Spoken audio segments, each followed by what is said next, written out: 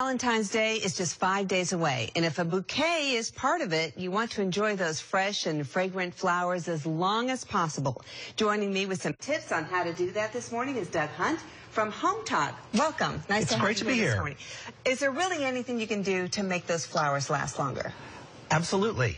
I'm going to share with you today some tips from Home Talk, which is the largest social network for home and where people can share advice and inspiration from their home and garden. So it's the perfect place. And we're going to go through a lot of things today, but everything is on hometalk.com. So you have any questions, you can go there. Absolutely. Go back. So what's the most important thing? The most important thing is your roses that you buy come with a little packet of flower food. Do not throw it away. Use it. If they don't, you can make your own. It's very simple. Just take a quart of lukewarm water. Are you paying attention, Brian? I am. I'm taking notes in my brain, too. 1 tablespoon of household sugar. Okay. 1 tablespoon of bleach. Bleach? I have a lot of sugar. Absolutely. I'm surprised about the bleach. It helps to keep the germs from the water and makes so that the water lasts longer. Give a little stir. So the proper ratio is probably pretty important there with the bleach. Absolutely. You don't want to go too strong on the bleach, but a little bit does the trick.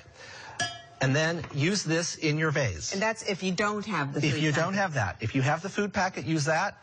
If you've run out of that or you didn't get one, make your own. Okay. Now you've got a lot of cutting things going on here. What's that about? So the next thing we want to do is make sure to, I don't know if you can see this one, you want to make sure to recut the stems at a 45-degree angle. Now, keep holding it up so people can see it. There you go. Okay. See?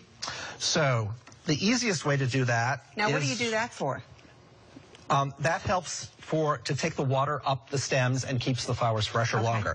Actually, I use this, and this applies to roses, but I've used it the last 2 times I bought flowers, not roses, and they lasted for over 2 weeks. So it really does make a difference. Great, 'cause, you know, they are expensive. So you want to make them last as long as possible. And the prices go up for Valentine's Day, as we all know. So here's another. You want to cut a good portion off the stem, at least 1 inch, but if you have some foliage down there, that wants to go too. So if you've got pruners, that's the best way to do it. Great. If you don't have pruners, you can use a good sharp.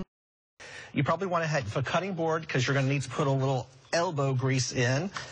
Give a good cut. Try to get a nice clean cut. A nice clean cut, and in they go.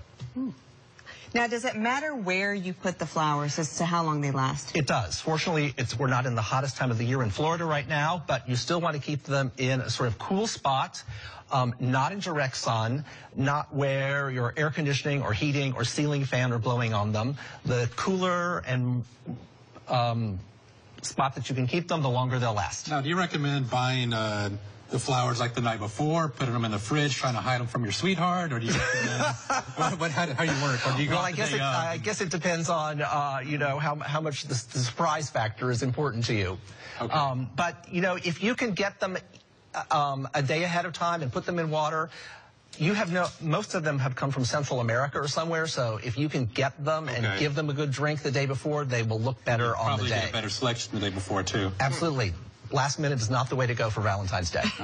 Got that, Ryan? Take a note. So, so all of this is on Home Talk. I could say a little bit more about the community. There are people, amateurs, professionals.